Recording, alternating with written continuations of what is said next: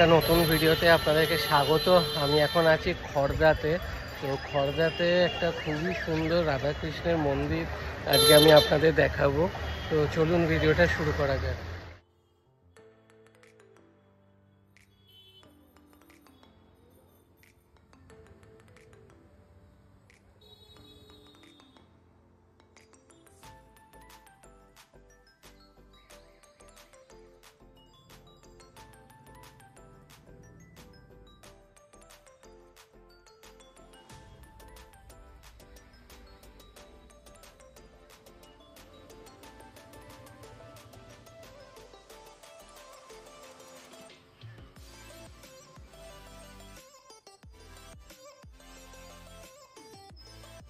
মন্দিরটা কিন্তু একদম খড়দার যে রিজেন্ট পার্ক বাজারের একদম ওই এলাকাতেই একদম।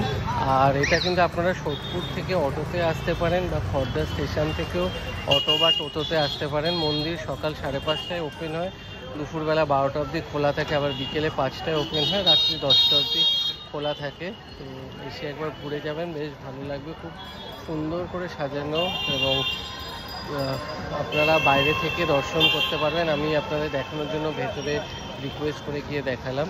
তো চলুন ভিডিওটা এখানে এন্ড করছি, আবার দেখাবো নতুন ভিডিও।